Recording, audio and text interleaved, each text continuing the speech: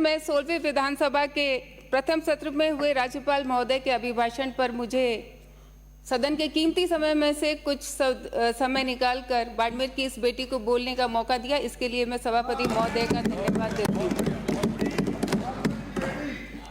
इस सदन में सभी नवनिर्वाचित सदस्यों को मैं अभिवादन करती हूँ और आप सबको भी बहुत बहुत बधाई देती हूँ। प्रथम बार सदन में अपना वक्तव्य रख रही हूँ तो मैं सभापति महोदय का संरक्षण चाहूँगी और जितने मेरे वरिष्ठ माननीय सदस्य हैं आपका मार्गदर्शन चाहूँगी और जो मेरे साथी माननीय सदस्यगण हैं आप सबका सहयोग भी मैं अपेक्षा करती हूँ। मैं आज सदन में हमारे प्रतिपक्ष के नेता बैठे हैं, मैं आपको भी बहुत बहुत बधाई देती हूँ। सरकार में विराजे सभी मंत्रियों को भी बहुत बहुत बधाई देती हूँ। मैं अपनी बात की शुरुआत परम श्रद्धेय आदरणीय अटल जी की कुछ पंक्तियों से करना चाहूंगी, क्योंकि ये पंक्तियां हमेशा मेरे लिए प्रेरणा स्रोत रही हैं। न हार में न जीत में, न हार में न जीत में, किंचित नहीं भयभीत में, कर्तव्य पथ पर जो भी मिला, कर्तव्य पथ पर जो भी मिला, ये भी सही वो भी सही, वरदान नहीं मांगूंगा, कुछ भी हो जाए हार नहीं मानूंगा।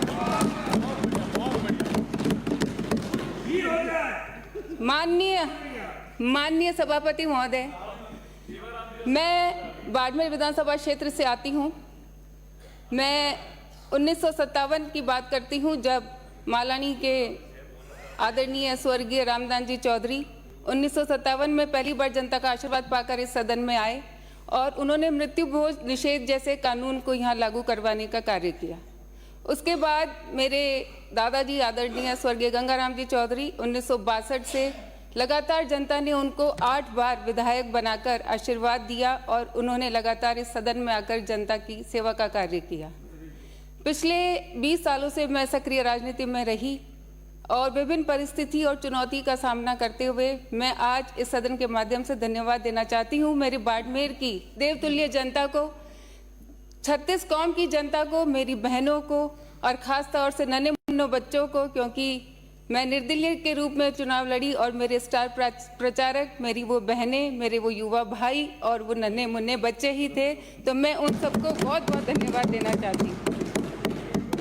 और मैं ये संकल्प इस सदन के माध्यम से लेती हूँ कि मैं अपने परदादा जी और दादाजी के पद चिन्हों पर और सिद्धांतों पर चलते हुए जनता की सेवा का कार्य करूँगी, ये आज संकल्प लेती हूँ।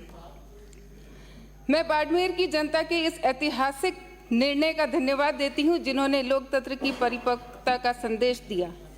बाड़मेर विधानसभा में जो 15 साल की आज आज़ादी का अमृत महोत्सव पूरा देश मना रहा है, लेकिन बाड़मेर की जनता वाकई असली मायने में आज़ादी का अमृत महोत्सव बना रही है, क्योंकि उन्होंने 15 साल की गुलामी, 15 साल का भय, 15 साल का आतंक और 15 साल के भ्रष्टाचार की बेड़ियों से मुक्ति पाई है। तो मैं बाड़मेर की जनता को बहुत बहुत बधाई देना चाहती हूँ। सभापति महोदय, बहुत सारे विषय मेरे जहन में आते हैं, लेकिन चूंकि सीमित समय है और मैं मानती हूँ कि मेरी इन कुछ बातों से यहाँ के सभी माननीय जो सदस्यगण हैं वो सभी सहमत होंगे।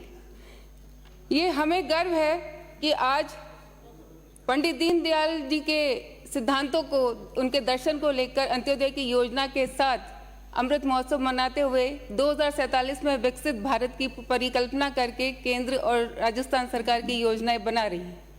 इस सदन में आई तब से राम मंदिर की बात सुन रही है और मैं मानती हूँ कि हर भारतीय चाहे भारत में हो चाहे विदेशों में हो, आज वो गर्व और खुशी की अनुभूति महसूस कर रहा है कि राम मंदिर का निर्माण 500 सालों के त्याग और तपस्या के बाद बना है।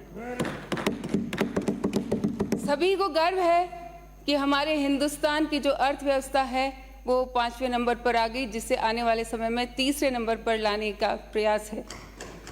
370 धारा, 3 तलाक, चंद्रयान, ऐसे अनेक विषय है जिस पे मैं मानती हूँ, मेरा विश्वास है कि हर एक भारतीय को गर्व है और होना भी चाहिए। लेकिन इस सदन में हमने जब सुना मौर्य की बात हुई कि मौर्य बोल गया, मौर्य बोल गया, मौर्य पता नहीं कहाँ बोला और कहाँ नहीं बोला, लेकिन मैं ये मानती हूँ कि हमारे बाड़मेर की जनता को जब मैं देखती हूँ वो तो निश्चित रूप से मुझे इस मोर की याद आती है।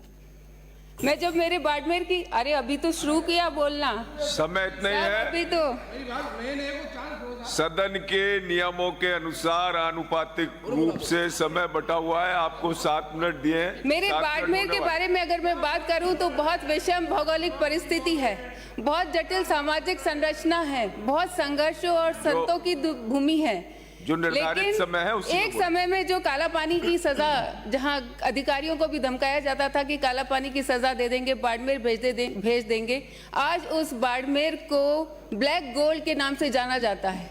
आज बाड़मेर ने विश्व के मानचित्र पर अगर अपनी स्थान बनाई है तो उसके पीछे रिफाइनरी और यहाँ का जो हैंडीक्राफ्ट है उसके कारण है। ये इस रिफाइनरी की बात मैं करूंगी तो रिफाइनरी के साथ मेरे बाड़मेर के युवाओं के सपने जुड़े हुए थे, लेकिन ये रिफाइनरी एक सरकार आई, दूसरी गई, पहली आई, और ये युवाओं के सपने उन सरकारों के साथ ही कहीं मिट्टी में मिल गए। मैं सभापति महोदय के माध्यम से ये कहना चाहूँगी कि मेरे युवाओं को वहाँ रोजगार मिले, क्योंकि पहले पूर्व में किसी एक मेरे माननीय सदस्य ने कहा था कि अपराध को कोई नहीं रोक सकता। अपराध रोका जा सकता है अगर मेरे युवा भाइयों को उचित शिक्षा दी जाए, उचित रोजगार दिया जाए, तो निश्चित रूप से अपराध में कमी आ सकती है। मेरे वहाँ बाड़मेर जिले में बहुराष्ट्रीय कंपनियां काम कर रही है, वहाँ युवाओं को प्राथमिकता से रोजगार दिया जाए, हमें पानी दिया जाए, हमें अच्छे डॉक्टर दिए जाए, हमारी शिक्षा की व्यवस्था की जाए। और जब मोदी जी कहते हैं कि 21वीं सदी का भारत वुमेन लेड डेवलपमेंट होगा, तो मेरे बाड़मेर विधानसभा में शहर के अंदर सिर्फ 2 गर्ल्स स्कूल है, सीनियर स्कूल्स। मैं दुख होता है कहते हुए कि सिर्फ एक में साइंस फैकल्टी है, तो वो बच्चियां, वो बेटियां कैसे आगे बढ़ेगी, कैसे तरक्की करेगी। मेरे बाड़मेर शहर की स्थिति देखो, विडंबना देखिए सभापति महोदय। एक तरफ सभापति महोदय